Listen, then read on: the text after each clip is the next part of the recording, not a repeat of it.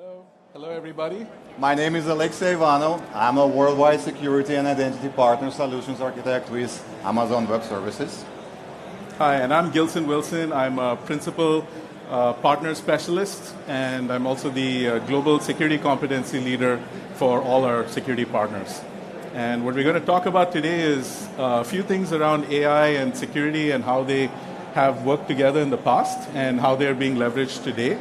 I did want to read, it's pretty common these days that you cannot get away from the AI buzzword, right? Like everything AI, Gen AI, language models. I mean, you turn on the news, there's something about it in terms of use cases or some new application that they've leveraged that's AI powered. But in terms of security, I don't know if you saw this news article just, I think, about a couple of days ago, and I'm going to read it off this because it's somewhat new. But they were able to use AI to autonomously hack zero-day security flaws with a 53% success rate. And now, granted, this happened in a lab, and it was a bunch of researchers, but the fact that they were able to exploit zero-day vulnerabilities is a big leap forward as far as leveraging AI for security, maybe not for the purposes that we want, but that's what it's being used for. The same group of researchers a couple of months ago, they were able to get a 90%, I think about an 85-90% success rate in exploiting one-day vulnerabilities or end-day vulnerabilities as well. So we just thought it would be a good thing to talk about security and AI. And kind of things that we're going to be talking about today are some of the realities for Gen AI and security, how we at AWS look at it in terms of securing Gen AI, how you as customers and partners can use Gen AI capabilities of AWS in building applications or building security solutions that leverage AWS. And then finally, just a little snippet on some of the things that we're seeing today in terms of vendors and partners that are building security solutions on this.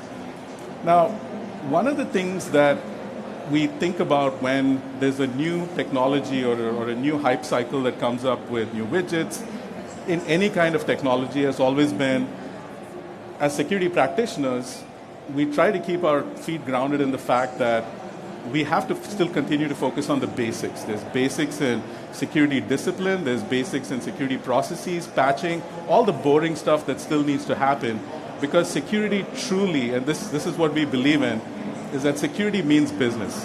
Security means enabling an organization to move faster and quicker. I'm often reminded of a very famous quote by Mario Andretti, who was a very famous Formula One race driver, and he basically said, and I'm going to paraphrase this, but he said, many people consider brakes to slow cars down, but that's not the reality of it. Having brakes on a car actually helps you move faster.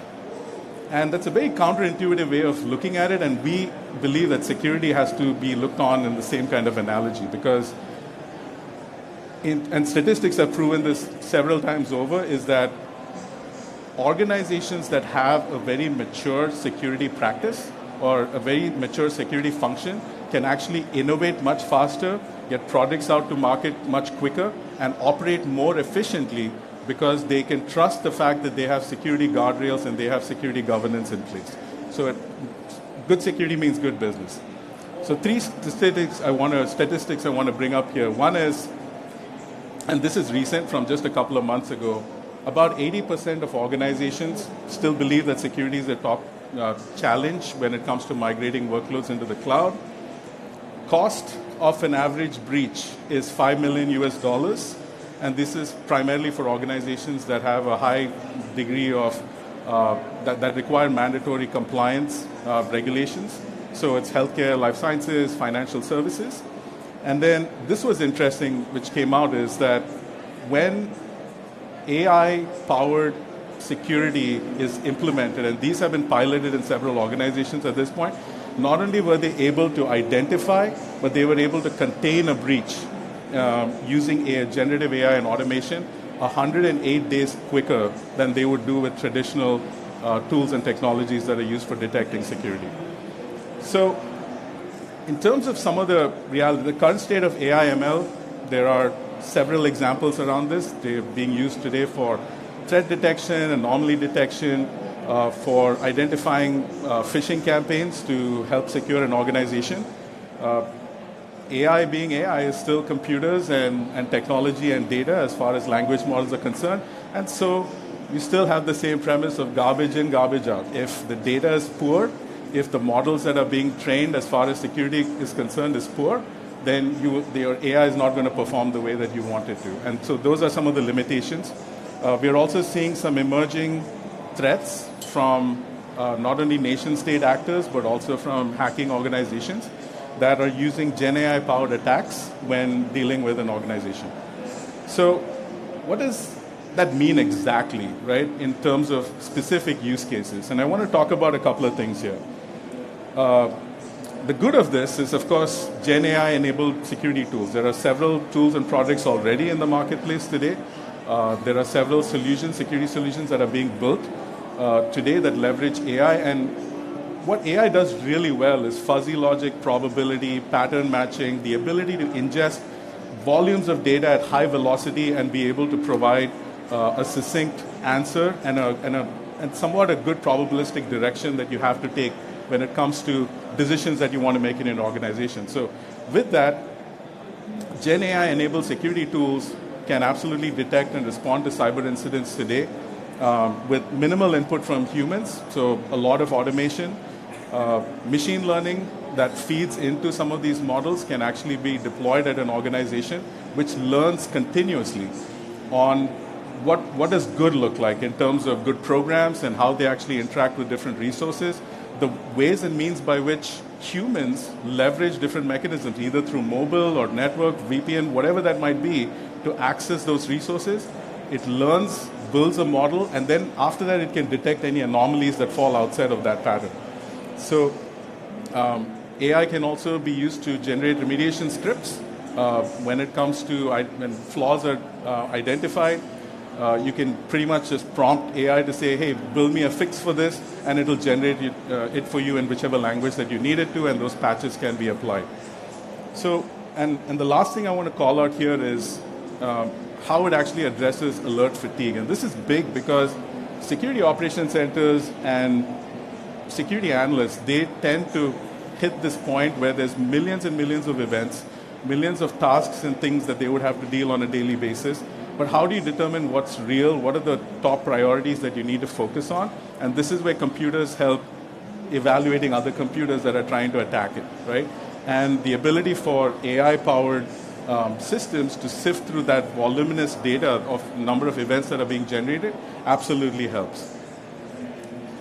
Now, while all this is going on, the bad guys are not sitting back, right? So they're also using AI to analyze defenses and vulnerabilities, to adapt and evolve and circumvent different defenses that the organizations have put up. And this is true. This is happening today, by the way, where they're launching AI bots to actually manage this.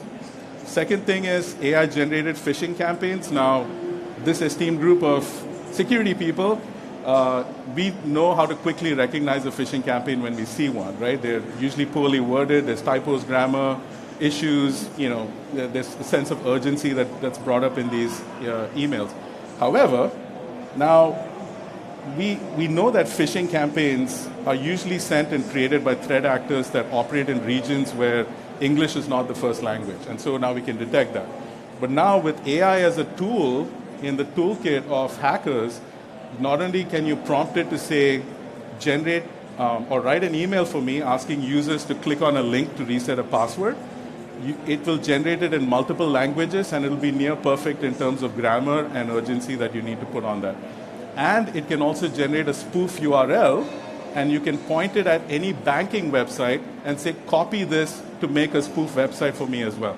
That's a great and AI will take care of that for you. Yes.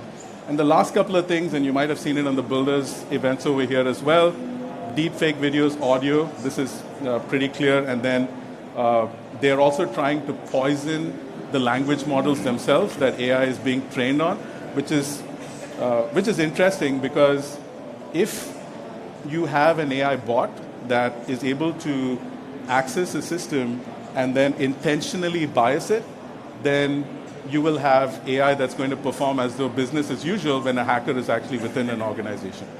So we can log in at 2 in the morning and do some innocuous email tasks and log out. and the AI says this must be good behavior, and then just behaves that way. So I'm going to hand it over to Alexei now to Thank you. cover the next. So if we try to define the scope of AI security, we need to keep in mind three important aspects. First of all, obviously, like with any workload we run on cloud, we need to secure this workload. We need to secure AI ML systems themselves. We need to threat model the solutions that we are building, right? We need to think about potential threats and security risks that we need to address. We need to plan for proper security controls that we implement and, most importantly, test that those security controls work as expected. Second, as Gilson mentioned, AI and ML is really good in automation, right? It's really attentive to details. It's capable of processing huge amount of information in short time. So areas like detection, right? Incident response, and even prediction of attacks and next attacker steps are really important and could be addressed with AI/ML solutions. So now we use, in the second aspect, we use AI/ML for security operations. But finally, not only good guys use AI/ML for security, for cybersecurity context, right? Sorry. The bad guys also can use Gen AI for cybersecurity things, and specifically for attacks, for phishing campaigns, right? So in this case, it's adversarial machine learning and AI-generated malware that we need to protect from. So by the end of the day, it's good AI versus bad AI, defenders versus protectors, as it's been for years. So it comes to a point where the role of generative AI in security comes to an automation, because even those evil guys, right, they use it to automate and speed things up. And also for decision making, because it's capable of analyzing huge amount of data in short amount of time, it helps humans to make proper decisions quickly. However, you may ask, how can we use Gen AI in security context within AWS? As you know, AWS has a number of great security services. AWS Security Hub, Amazon Guard Duty, right? Amazon Security Lake. There is a variety of different services that we already have available for our customers. And we also have a number of Gen AI and ML services like Amazon Bedrock, SageMaker, Amazon Q. And if we combine all these tools together, in some specific use cases, we can empower our solutions, right? Make it even better, enforce it. So let's have a look, for example, at Amazon Security Lake. As you might know, it's a service that allows customers to take full control over their security logs and data and store it centrally in one place inside its regions and accounts, right? So when customers need to find out what happened, for example, 2 years ago, they can run an Athena query against Amazon Security Lake and find out the required information. However, as you probably also know, Gen AI solutions operate and use vector databases and embeddings, and they don't usually work with plain text data. And it wouldn't make sense to vectorize the entire Amazon Security Lake storage, right? Because not only because it could be really huge in amount, in size, sorry, and comes to terabytes, petabytes of data, right? But it's also highly dynamic because new logs being published every day. So, however, there is much more static data set, which is AWS documentation, covering AWS services. And we can use this information as a part of our Gen AI solution that would know how to, for example, run queries against Amazon Security Lake. So, not everyone is good at running SQL queries, right? So people could prefer to use plain text language in order to find out some information stored in Amazon Security Lake. And that's where Gen AI solutions are powerful. They can process plain text input and provide some technical outcomes. So in this case, we can use Amazon Bedrock embedding model in order to store this static data, Amazon AWS documentation, in a vector database represented by Amazon Bedrock knowledge base. Then a user will send a request to a chatbot, right, asking, for example, tell me what IP addresses used my environment 6 months ago, right? And in this case, you can even put Amazon Bedrock guardrails in place to make sure that any improper requests are filtered out, and the application processes only the specific use cases that it's designed for. So once the request passes the guardrails, it would hit an Amazon Bedrock agents. Think of them as orchestrators that could deliver on complex tasks. And in this case, Amazon Bedrock agent will work with a knowledge base and use this AWS documentation that we stored there before as retrieval, augmented generation part of the request, right? So it will help the agent to craft a proper SQL query against Amazon Security Lake by the end of the day.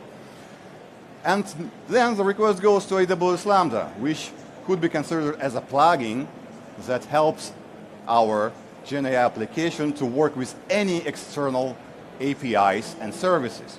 And in this case, this external service would be Amazon Security Lake. So AWS Lambda will run the Athena query, SQL query, against Amazon Security Lake and receive the required data.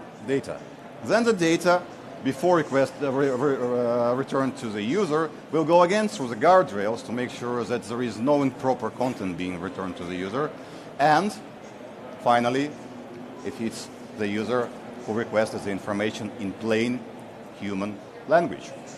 And if you think about it, this is just one of the examples covering Amazon Security Lake. Your imagination and creativity is the limit here. For example, you might want to create a chatbot application that you would use in order to create IAM policies based on your plain text input, right?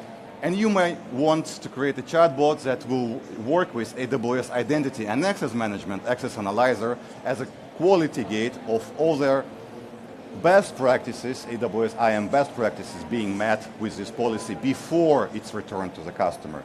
So, as I said, your imagination is the limit here. You just need to be creative and build with these building blocks. Back to Gilson. Thanks, Alexei. And so, right at the start, I'd mentioned, talking about how AI has the ability today, or at least the bad guys are able to actually look at organizations' defenses and in real time be able to conform and change and adapt their exploits to find out vulnerabilities within a particular organization. And I just wanted to read this specific thing again. This is from the article a couple of days ago where we talked about AI being able to exploit vulnerabilities autonomously.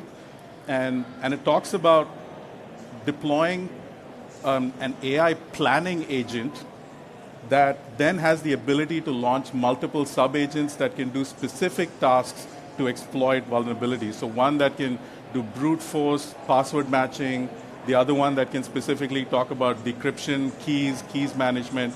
So when you have AI like this, wanted to talk about a little bit on the future of where AI is actually going, and this is an actual solution that's being built by our partners, and it's autonomous security and compliance. And the way that I'd like to think about it is, imagine a Jarvis or an Alexa for an organization, because the only way that we can defeat hackers that are using AI is to actually have machines fighting machines. And I know that sounds very ominous, and it sounds like something you might have seen in a movie, or a couple of movies, but it's actually not that bad as it sounds. But the fact that it's able to train, you can deploy it in any organization. It will very quickly learn the organization's environment.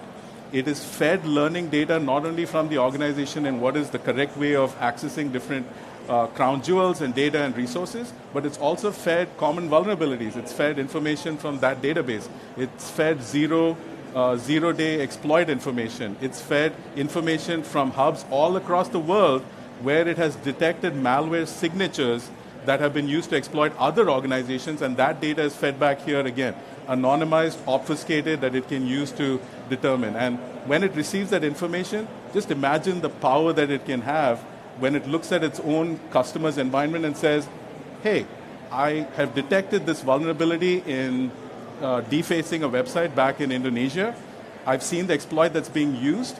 Your infrastructure is very similar, and we are going to be able to patch it and alert based off of it. So this is the future. Thank you very much. Thank you for coming for the talk. Thank you.